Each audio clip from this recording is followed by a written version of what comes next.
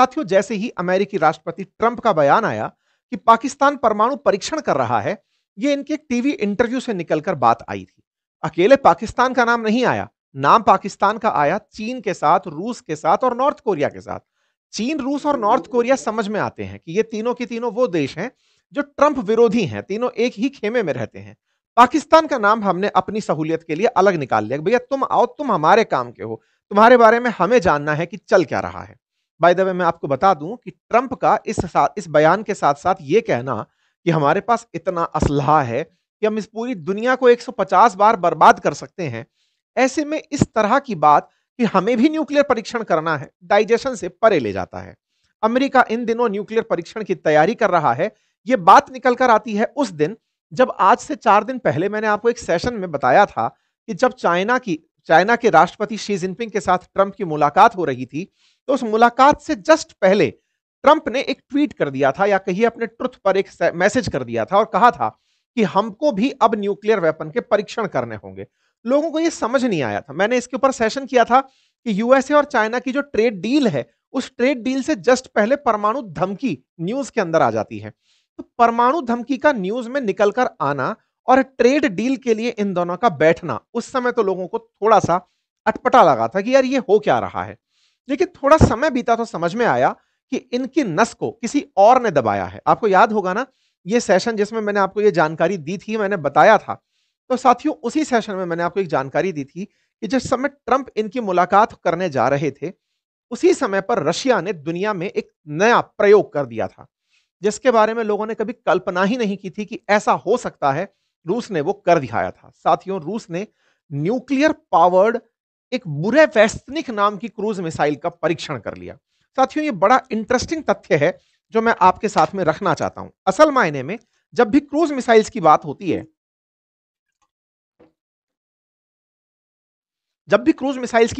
तो यहां पर दो बड़े सवाल होते हैं, क्योंकि क्रूज मिसाइल्स जमीन के पैरेलल चलती हैं। तब वो जब पैरेलल चलती हैं तो उन्हें ग्रेविटी अपनी तरफ खींचकर नीचे गिरा देती है, तो ये ज्यादा लंबी दूरी तक नहीं जा पाते।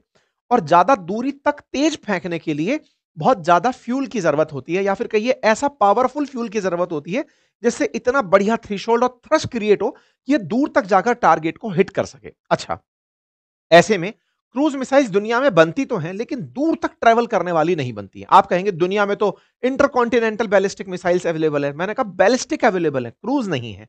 बैलिस्टिक वो हैं जो फेंकी ही ऊपर जाती हैं आसमान में और दूर तक ट्रेवल करके चलती हैं। उनका ऊंचाई तक जाना ही उनकी सबसे बड़ी खासियत होती है। तो इस समय रूस ने क्या कर दिया था, जिस समय ट्रंप की और शी जिनपिंग की मुलाकात होने वाली थी, उस समय रूस ने एक एआई पावर्ड बुरेवेस्निक नामक क्रूज मिसाइल का परीक्षण कर दिया था। अब ये क्या कहानी थी साथियों, रूस इन दिनों नवाचार करने लगा है। देखिए, मैं एक चीज बताता हूं आपको, दुनिया में जब जब युद्ध हुए हैं ना, उन्हीं दिनों पर हथियारों के नए परीक्षण हुए हैं, या फिर यह कहिए कि युद्ध के समय पर ही नए निर्माण हुए हैं। दुनिया के फर्स्ट वर्ल्ड वॉर और सेकेंड वर्ल्ड वॉर के जब इफेक्ट पढ़े जाते हैं, तो कहा जाता है कि उसी समय पर दुनिया ने सबसे ज्यादा हथियारों के अंदर वैरायटी देखी थी। चाहे फिर वो पनडुब्बियों का निर्माण हो, चाहे फाइटर जेट के बारे में चर्चाएं हो, या फिर भारी भरकम बमों का बनना हो, ये सब युद्ध के दौरान होते हैं। दुनिया में चूंकि जिस तरह से रशिया यूक्रेन चल रहा है, या फिर ईरान इजराइल चल रहा है, इजराइल गाजा पट्टी चल रहा है, दुनिया में कहीं ना कहीं वॉर चल रहा है। एक बार में अगर ये थोड़ा सा भी इंटेंसिफाई हो जाए तो शायद ये वर्ल्ड वॉर 3 के नाम से जाना जाए, क्योंकि दुनिया ऑलमोस्ट इन सब में कहीं ना कहीं बटी हुई है। जैसे मान लीजिए चाइना ताइवान हो जाए, या फिर नॉर्थ कोरिया साउथ कोरिया दोबारा शुरू हो जाए, तो दुनिया बट चुकी है ऑलरेडी इन सब में। रूस ने इस समय पर 2 बड़े परीक्षण किए, एक का नाम बुरेवेस्निक था और दूसरे का नाम था पॉइजन। ये 2 ऐसे परीक्षण थे जो कि वेस्टर्न वर्ल्ड ने कल्पना ही नहीं किए थे। ये जो बुरेवेस्निक नाम की मिसाइल थी ना, ये क्रूज मिसाइल थी, और ये ऐसी मिसाइल थी कि जो अनलिमिटेड दूरी तक उड़ सकती है। सोचने की बात है, जहां हम ब्रह्मोस जैसी चीजों को 350 किलोमीटर, उनको 550 किलोमीटर बनाने की बात कर रहे हैं हमारी क्रूज मिसाइल्स को, इन भाई साहब ने बना दी कि 10 से 14 हजार किलोमीटर का तो परीक्षण कर रखा है हमने। 14,000 किलोमीटर तक तो उड़ जाती है, लेकिन अनलिमिटेड किलोमीटर उड़ जाएगी। दिमाग खराब हो गया। ना कोई फ्लाइट उड़ सकता, ना कोई रॉकेट उड़ सकता, ऐसा क्या कर दिया तुमने, और ऐसी क्या क्रूज मिसाइल बना दी। बोले साहब, हमने इस मिसाइल में ही न्यूक्लियर लगा दिया है। बोले भाई साहब, न्यूक्लियर बम जो होता है वो तो वॉरहेड होता है। देखिए क्या होता है ना जी, कि जो रॉकेट्स होते हैं, उन रॉकेट्स के ऊपर की तरफ वॉरहेड ले जाने के लिए कैपेसिटी विकसित की जाती है। मतलब ये समझिए, जैसे दिवाली के समय आपने पटाखों में रॉकेट चलाए होंगे, तो उनके ऊपर वो जो रॉकेट के ऊपर जो सिर नहीं होता है, उसको समझिए कि वही वॉर हेड है। उसमें न्यूक्लियर बम भर दिया गया है। रॉकेट के साथ ये होता है जब भी कहीं न्यूक्लियर बम फेंकना होता है। लेकिन कहा जाए कि रॉकेट को उड़ाने में जो फ्यूल यूज हो रहा है, वो भी न्यूक्लियर एनर्जी है। जैसे सबमरीन को चलाने में आजकल न्यूक्लियर एनर्जी का यूज हो रहा है। जैसे अभी अपन जब बात कर रहे थे गेराल्ड फील्ड की, यूएस वाले की, जो डिस्ट्रॉयर था उसके बारे में, कि उसमें न्यूक्लियर रिएक्टर काम आ रहा है। ऐसे अगर मिसाइल के फ्यूल में न्यूक्लियर एनर्जी काम आने लगे, तो न्यूक्लियर एनर्जी तो नाभिकीय विखंडन है, अनलिमिटेड चलता रहेगा, और चलता रहेगा तो फ्यूल मिलता रहेगा। तभी तो बोले असीमित समय तक चलने के लिए चीज बना दी है। ये जैसे ही 27 तारीख को इन्होंने डिस्क्लोज किया, ट्रंप का दिमाग घनघना गया कि यार हम तो नाभिकीय परीक्षण रोक कर बैठे थे, आखिरी बार 1992 में किए थे। ये तो नाभिकीय ऊर्जा से कुछ ऐसा बना दिए कि कहलाएगा वो मिसाइल, लेकिन उसमें तो न्यूक्लियर एनर्जी लगी हुई है इंटरेस्टिंग बात। एक और चीज देखिए, इन लोगों ने एक ऐसा, जैसे क्या होता है ना, आजकल आपने देखा होगा ड्रोन्स का उपयोग हुआ था वॉर के अंदर। जैसे भारत पाकिस्तान भी हुआ, या रशिया यूक्रेन भी चल रहा है, ड्रोन्स खूब सारे उड़ा उड़ा के मारे गए। ड्रोन्स में दिक्कत क्या, कोई आदमी नहीं मरता है। मशीन से उड़ाया, ड्रोन दूसरे के घर जाके फट गया, या दूसरे के बॉर्डर के अंदर एंट्री कर गया। ड्रोन हवाई जहाज की तरह उड़ रहे हैं, बढ़िया सारा वॉर हेड लेकर जा रहे हैं और जाकर फट जा रहे हैं। ऐसे ही हुआ क्या कि रशिया ने अपने द्वारा nuclear capable Poseidon super torpedo चला दिए। टॉर्पीडो क्या थे? टॉर्पीडो बिल्कुल एक तरह से ऐसे समझिए, जब सबमरीन्स पानी में होती हैं, तो पानी के अंदर से जो वो गोला फेंकती है ना, जिस तरह का हम बम फेंकते हैं, तो पानी के अंदर चल रही सबमरीन जो गोला फेंकती है, उसे जनरली टॉर्पीडो कहा जाता है। अब वो टॉर्पीडो भी न्यूक्लियर कैपेबल अगर हो, अर्थात उस टॉर्पीडो को चलने में आग लगाने की जरूरत नहीं है कि वो आग छोड़ता जा रहा है पानी में और फिर उड़ता जा रहा है, वो अपने आप से न्यूक्लियर एनर्जी से जनरेट होकर चल रहा है। ऐसे में क्या हुआ? ऐसे में दुश्मन को पता ही नहीं चला कि टॉर्पीडो उसे मारने आ रहा है। मतलब टॉर्पीडो खुद एक पानी का ड्रोन बन गया है, अर्थात सबमरीन से फेंक रहे हो और वो पानी के भीतर ही तैरते हुए चल रहा है, आपको पता ही नहीं चल रहा है, और कितनी भी दूरी पर जाकर मार दे रहा है। यानी पानी के अंदर टॉर्पीडो ड्रोन की तरह बिहेव कर रहा है, उड़ने वाले की जगह तैरने वाले ड्रोन की तरह। और तो और, ये जो परीक्षण किया, ये 1000 फीट से नीचे तक उड़ जा रहा है, मतलब पानी में तैर जा रहा है, जबकि 350 फीट पर जनरली सबमरीन दबने लगती है। 500 फीट के ऊपर का पानी हैंडल नहीं कर पाती है, ये 1000 फीट की गहराई में भी चलते चला जा रहा है। रूस ने ये जो 2 परीक्षण किए, दोनों के अंदर न्यूक्लियर एनर्जी का उपयोग जो इसने किया, अमेरिका की नींदें उड़ना तय थी, क्योंकि अमेरिका न्यूक्लियर एनर्जी से केवल सबमरीन तक ही बना रहा था, या फिर वो जो हवाई जहाज ले जाने वाला पानी का जो क्रूज है वो लेकर के चल रहा था। ऐसे में इन्हें यह प्रयोग देखा तो ये बौखला गए। क्यों? क्योंकि वेस्टर्न वर्ल्ड ने इसे एक तबाही मान लिया कि भाई ये तो खतरनाक चीज बना दी है। इससे प्रभावित हुए ट्रंप अचानक बात करने जा रहे थे शी जिनपिंग से, बात करना भूल गए और कहा कि भाई हमको भी अब न्यूक्लियर परीक्षण करना होगा। साथियों, ये तो है बुरे वैश्विक, जिसके बारे में कहा जा रहा है कि ये अनलिमिटेड रेंज तक जाकर के मार कर सकता है। और ऐसे ही पोसाइडन जो है, उसके बारे में कहा जा रहा है कि यह भी हजारों किलोमीटर तक ट्रेवल करने वाला एक टॉर्पीडो बना दिया गया। ये 2 चीजें रूस ने जो बनाई, इससे अमेरिकी राष्ट्रपति का दिमाग हिल गया। अमेरिका ने लास्ट टाइम 1992 में परमाणु परीक्षण किया था। अच्छा, अब ये परमाणु परीक्षण की क्या कहानी है? देखो, परमाणु बम का उपयोग जब हुआ, तो आपने एक बार हिरोशिमा नागासाकी जापान में हुए हमले के बारे में सुना। लेकिन अमेरिका ने उसके बावजूद भी अपने परमाणु बमों का खूब परीक्षण किया, ताकि दुनिया में यह भय बना रहे कि सोच लो कितना भारी होता है परमाणु बम। होता यह था कि परमाणु बम जब फटता है तो उससे न्यूक्लियर रेडिएशन निकलती है। आपके दिमाग में एक प्रश्न आएगा कि जब हिरोशिमा नागासाकी पर परमाणु बम डाला था, तो उस परमाणु बम से जितनी प्रलय मची, उससे 2 शहर खत्म हो गए। तो ऐसे में अमेरिका अगर परमाणु परीक्षण कर रहा है, तो खुले में करेगा तो वो बर्बाद नहीं हो जाएगा क्या? तो ऐसे में कुछ ऐसी साइट्स का चयन किया जाता है जहां पर नुकसान मिनिमम हो। सामान्यतया ऐसा करने के लिए जमीन की बहुत ज्यादा गहराई के अंदर जाकर परमाणु परीक्षण किया जाता है। जैसे इनका जो आखिरी बार 1992 में परमाणु परीक्षण था, वो जमीन की 2300 फीट, लगभग 700 मीटर, पौने 1 किलोमीटर की गहराई में जाकर किया गया परीक्षण था, जिसे डिवाइडर के नाम से जाना गया था। ये परीक्षण किए जाते हैं जमीन में, लेकिन जमीन इतना तेज हिलती है कि जमीन के ऊपर ही सुनामी सी आ जाती है, मतलब लहर चलने लगती है, जमीन ऊपर नीचे होने लगती है, गड्ढे बन जाते हैं, रेडिएशंस निकलने लगती है, तो उन रास्तों को बंद करने का प्रयास किया जाता है। इन लोगों ने ऐसे परीक्षण जब किए थे, तो दुनिया के अंदर एक होड़ छिड़ी हुई थी कि अमेरिका तो परीक्षण किया जा रहा है, हम क्यों नहीं करेंगे। तो ऐसे में अमेरिका को यह समझ में आ गया कि अगर मुझे वो बने रहना है, इसका लीडर बने रहना है, तो दुनिया को रोकना पड़ेगा कि वो परीक्षण ना करे। चूंकि ये आखिरी बार 1992 में किए थे, उस समय तक जो न्यूक्लियर कैपेबल कंट्रीज थे वो सारे वीटो पावर रखते थे। आपको यदि याद हो तो अमेरिका समेत पांचों देश, अमेरिका, रूस, यूके, फ्रांस और चाइना, ये जो वीटो पावर रखने वाले कंट्री हैं यूनाइटेड नेशन सिक्योरिटी काउंसिल में, इन सबके पास न्यूक्लियर बम था। इन सब ने सलाह मशविरा की, पांचों लोगों ने बैठ के पंचायत की और कहा किसी और देश को न्यूक्लियर बम नहीं बनाने देंगे। इसके लिए इन्होंने दुनिया के सामने एक संधि फ्लोट कर दी और उसी संधि को सीटीबीटी कहते हैं, कॉम्प्रिहेंसिव टेस्ट बैन ट्रीटी। अर्थात इसका मतलब होगा कि अगर आपने इस पर साइन कर दिया तो आप खुद से कभी परमाणु बम का परीक्षण नहीं करेंगे, और अगर आप परमाणु बम का परीक्षण नहीं करेंगे तो पूरी दुनिया में कभी परमाणु बम के बारे में और कहीं से खबरें नहीं आएंगी। भारत के सामने यह प्रस्ताव लाया गया, 1996 की बात है, कि लीजिए सर आप सीटीबीटी पर साइन करिए। भारत ने कहा अगर आप चाहते हैं कि इस पर हम साइन करें तो सबसे पहले आप लोग साइन करके यह कहिए कि हम अपने न्यूक्लियर बम खत्म कर रहे हैं, क्योंकि भारत पहले स्माइलिंग बुद्धा के नाम से इंदिरा गांधी जी के समय पर परमाणु परीक्षण कर चुका था। तो हमने कहा हम इस पर साइन नहीं करेंगे। दुनिया के उन सारे देशों ने तो कर दिए जिन्हें भविष्य में न्यूक्लियर बम बनाना नहीं था या फिर आता नहीं था, लेकिन भारत ने जैसे ही इनकार किया तो हमारा बेटा पाकिस्तान भी तैयार हो गया कि हम भी नहीं करेंगे साइन। उधर से नॉर्थ कोरिया बोला हम भी नहीं करेंगे, इजराइल बोला, साउथ सुडान बोला हम भी नहीं करेंगे। भारत ने एक लहर फैला दी कि जब तक 5 पावरफुल कंट्री ये खुद से ये ना कह दें कि हम परमाणु बम नहीं चलाएंगे, हम भी साइन नहीं करेंगे। भारत ने ऐसा कहकर सीटीबीटी को अटका दिया। तो कहते हैं कि टेस्ट बैन कराने के लिए इन पांचों देशों ने जो प्रेशर क्रिएट किया था वो भारत की वजह से डिफ्यूज हो गया था। 1998 में अटल जी के कार्यकाल के दौरान जो भारत ने परमाणु परीक्षण किया वो असल में सीटीबीटी को ही डिफ्यूज करने के लिए था कि बेटा तुम्हारा अब काम नहीं हुआ, डिफ्यूज हो गए तुम लोग, काम नहीं चलेगा। भारत ने परमाणु परीक्षण किया था। आप पूछेंगे भारत ने परमाणु परीक्षण अगर किया था तो क्या उसके बाद भी हिरोशिमा नागासाकी जैसी दिक्कतें आई थी क्या? नहीं, भारत ने भी बहुत गहराई में जाकर के परमाणु परीक्षण किया था और उसके बाद उस परमाणु साइट पर गहरे गड्ढे बन गए थे। जब ये गड्ढे की टेक्नोलॉजी नहीं थी, उससे पहले क्या हुआ करता था कि परमाणु परीक्षण जब होते थे, आप देखेंगे नंबर तो अमेरिका 1000 बार परमाणु परीक्षण कर चुका है और हम 3 बार परमाणु परीक्षण कर पाए हैं। सोचकर देखने वाली बात है। अमेरिका ने जो परमाणु परीक्षण किए थे ना, उस समय के परमाणु परीक्षणों में अमेरिका नंबर 1 था, रशिया 715 के साथ नंबर 2 पर था। इन लोगों ने खूब परीक्षण किए दुनिया को बताने के लिए। पाकिस्तान के पास भी परमाणु बम है, ये अमेरिका उस समय भी जानता था, और पाकिस्तान से जिस समय ये कंफर्म कर रहा होगा कि हां भाई तुम परमाणु परीक्षण कर रहे हो या नहीं, तो ये अमेरिका से भी सच तो नहीं बोला होगा।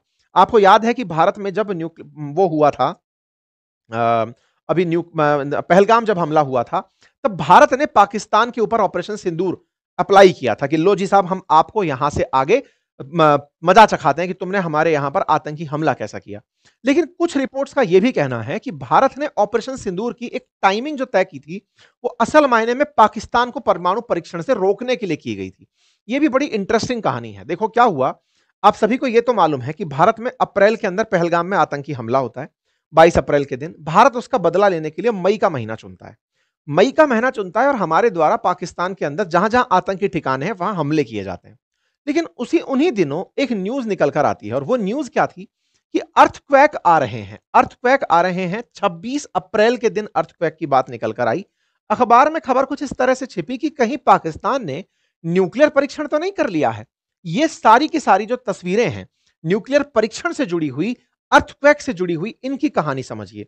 देखो दुनिया में जब न्यूक्लियर परीक्षण होता था पहले, तो यह माना जाता था कि अगर बम फोड़ने के बाद मशरूम रॉक बन गई, मशरूम रॉक का मतलब क्या होता है कि मतलब मशरूम की तरह क्लाउड बन गया, मतलब यहां पर ये ऐसा और इस तरह से इसके ऊपर चीज बन करके आ गई, तो समझो कि न्यूक्लियर बम है। सामान्यतः क्या होता है, और जो टीएनटी आधारित जो बम होते हैं वो सब जमीन के आसपास ज्यादा फैलते हैं, मतलब आसपास के क्षेत्रों में ब्लास्ट ज्यादा होता है, बड़ा ब्लास्ट होता है। लेकिन न्यूक्लियर बम के बारे में कहा जाता है कि जहां फटता है वहां इतना असर नहीं करता, उसके बाद क्लाउड बड़ा बनाता है। ऐसे मैं आपको कुछ क्लाउड बताता हूं ऐतिहासिक रूप से। देखिएगा ये सारे के सारे अगर आप स्ट्रक्चर देखें तो ये जमीन है और इसके चारों तरफ इस तरह का क्लाउड है। देखिए ये क्लाउड, देखिए ये इतनी ऊंचाई पर, कितनी ऊंचाई पर, तो एक रिकॉर्ड हुआ करता था अमेरिका के नाम 1954 में कि इसका जो क्लाउड बना था ना वो 34 किलोमीटर की हाइट तक गया था। 34 किलोमीटर का मतलब समझिए कि हवाई जहाज जहां उड़ रहे हैं उससे भी ऊपर क्लाउड चला गया था, और इस तरह के बादल आसमान में जाकर बनना शुरू हुए थे। और वो क्लाउड का जो मेजर भाव बना था ना वो 20 किलोमीटर से तो ऊपर जाकर के ही उसकी छतरी बनी थी। मतलब समझकर देखिए कि पूरी दुनिया में अंधेरा छा जाए ऐसा परीक्षण था इनका जिस क्षेत्र में इन्होंने किया था। पहले खुले में परीक्षण होते थे, खुले के लिए बहुत खुली जगह अमेरिका के अंदर भी है। इसी चलते कि किसका मशरूम क्लाउड ज्यादा बना, एक होड़ छिड़ी, इसको तोड़ा फिर रशिया वालों ने। सोवियत रूस हुआ करता था उस समय, तो 1954 में ये इतना बड़ा किए। सोवियत रूस ने 1961 में जो क्लाउड बनाया वो बनाया 60 किलोमीटर पर ले जाकर, इनसे जस्ट डबल उठा करके इनका क्लाउड गया। आप इनके क्लाउड को देखें तो ये इनका क्लाउड बन रहा है भीषण, मतलब इतना विशाल, मतलब इनका क्लाउड बना था, और इनकी की जो क्लाउड की हाइट थी वो 20 किलोमीटर से लेकर 64 किलोमीटर तक पहुंच गई थी। अर्थात दुनिया को यह बता दिया था इन्होंने कि हमारे बम में तुमसे भी ज्यादा ताकत है। एक होड़ मची हुई थी परमाणु परीक्षण की। तो परमाणु परीक्षण ना हो तो सीटीबीटी ने इन सबको रोक दिया था कि यार कम से कम तुम लोग अब बम नष्ट नहीं कर सकते तो परमाणु परीक्षण तो रोक दो, परमाणु बमों को मत फोड़ो, ठीक है। जमीन के भीतर फोड़ना शुरू किया गया। तो कुछ इस तरह के सिग्नेचर्स बनने शुरू हुए, दुनिया में भूकंप आने लगे। भारत ने भी जब परमाणु परीक्षण किया था ना 1998 में पोखरण के अंदर, तो जमीन के अंदर ड्रिल करके इस तरह से परीक्षण किया गया था ताकि जमीन के अंदर ही कोई मोशन बने, वहीं लावा पिघले, जो भी हो, लेकिन जब वेव्स बाहर निकले तो उसे बजरी, रोड़ी, प्याज व्याज भर करके उनको यहीं रोक दिया जाए। कहते हैं उन दिनों प्याज की खपत बहुत हुई थी जब भारत ने पोखरण में परीक्षण किया था, क्योंकि रेडिएशंस को रोकने में यहां पर प्याज डाली गई थी। ये पोखरण की एक अलग स्टोरी है। तो भारत का पहला स्माइलिंग बुद्धा रहा हो तब इस तरह से गड्ढा बना था, और जब अटल जी के टाइम पर थे तब भी इस तरह का एक बड़ा गड्ढा पोखरण में बना था। ये अपने आप में काफी ज्यादा खास जगह होती है। जनरली डेजर्ट्स को या बड़े हिल स्टेशन को चुना जाता है परमाणु परीक्षण के लिए। जब परमाणु परीक्षण की बात होती है तो 13 तारीख की इस खबर को फिर से देखिए।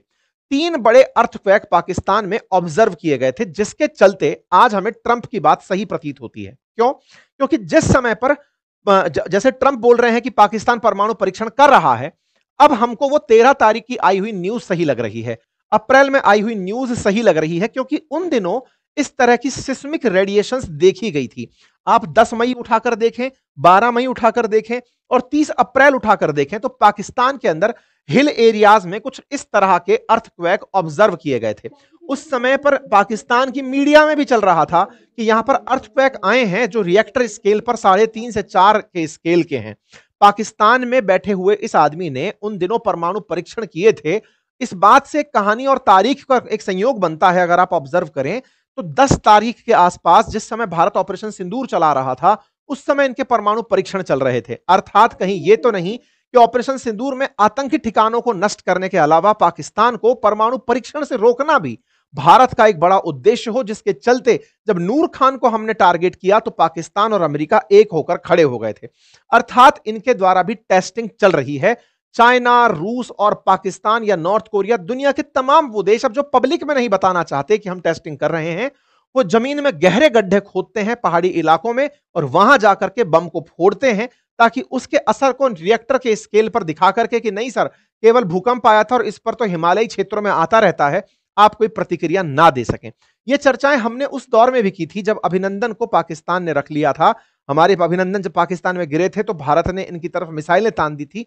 कुल मिलाकर के ये सारी चर्चाएं ऐसे समय पर हो रही हैं जब भारत पाकिस्तान के बीच तनाव बहुत है और ये लगातार परमाणु परीक्षण के अभ्यास चल रहे हैं। और ट्रंप जैसा व्यक्ति जो कि कहता है कि मैं तो झूठ ही नहीं बोल रहा हूं, मैं तो पाकिस्तान का अपना हूं, तो पाकिस्तान अगर न्यूक्लियर टेस्ट कंडक्ट कर रहा है तो भारत को भी न्यूक्लियर टेस्ट करना चाहिए या नहीं, अब यह आखिरी सवाल बच जाता है। क्योंकि पाकिस्तान का न्यूक्लियर परीक्षण भारत को उकसाता जरूर है कि यार तुम अगर कर रहे हो तो हम भी कुछ करेंगे। तो भारत को करना चाहिए या नहीं, इस पर विशेषज्ञों की राय है कि भारत ने ऑलरेडी 3 बार परमाणु परीक्षण किए हैं, लेकिन जिस तरह से नए वेरिएशंस आते जा रहे हैं, छोटे स्तर पर परमाणु बम, ये नहीं है ना कि एक ही बार में पूरा शहर उड़ा दिया। छोटे छोटे परमाणु बम हो, सूतली बम जैसे परमाणु बम हो कि लीजिए फेंक दिया, कराची गायब हो गया, पूरा पाकिस्तान नहीं, चलो बॉर्डर एरिया गायब कर दिया। इस तरह से पाकिस्तान को छोटे छोटे जगह पर बम मारा गया, तो वो सब टेस्टिंग तो करनी पड़ेगी ना। तो जो छोटी मोटी टेस्टिंग है उनके लिए रक्षा विशेषज्ञ अपनी तरफ से राय देते देखे जा रहे हैं कि यदि ट्रंप की जिद अगर परमाणु परीक्षण की है, जो लगातार कह रहे हैं कि मुझे परमाणु परीक्षण करना है, पाकिस्तान भी कर रहा है, रूस भी कर रहा है, चीन भी कर रहा है, नॉर्थ कोरिया भी कर रहा है, तो भारत को भी समय रहते परमाणु परीक्षण की लाइन में उतर ही जाना चाहिए, ताकि हम ये कह सकें कि साहब वो भी तो कर रहे हैं। इस बीच में पाकिस्तान से पूछा गया कि साहब एक बात बताइए, क्या आप वाकई में परमाणु परीक्षण कर रहे हैं? तो एज यूजुअल झूठ बोलने वाला पाकिस्तान बोलता है कि नहीं साहब, हम कोई पाकिस्तान परमाणु परीक्षण नहीं कर रहा, और हमारा तो न्यूक्लियर यूज के साथ साथ टेस्ट को लेकर के भी यही सिद्धांत है कि नो फर्स्ट टेस्ट। अगर भारत परमाणु परीक्षण करता है तो ही हम परमाणु परीक्षण करेंगे, अदरवाइज हम कोई परमाणु परीक्षण नहीं करेंगे। इन्होंने बम चलाने की जगह परीक्षण पे भी डाल दिया कि भारत अगर करता है तो ही हम करेंगे। तो कुल मिलाकर के पाकिस्तान की तरफ से जवाब तो आया है, लेकिन ट्रंप साहब का क्या करें, जो कि अपनी तरफ से खबरें देकर चले गए। कुल मिलाकर के पाकिस्तान अगर ये सच में कर रहा है तो भारत को एक्शन लेने की जरूरत है। दुनिया में परमाणु बम के कई और प्रयोग अब जो हो रहे हैं, जो कि अभी पुतिन ने करके दिखा दिए, शी जिनपिंग जो गुप्त रूप से कर रहे हैं, दुनिया में फिर से होड़ तो मच चुकी है, अर्थात सीटीबीटी की कोई प्रासंगिकता नहीं बची है। आप लोग इस विषय पर क्या सोचते हैं, अपनी राय जरूर कमेंट बॉक्स में दीजिएगा।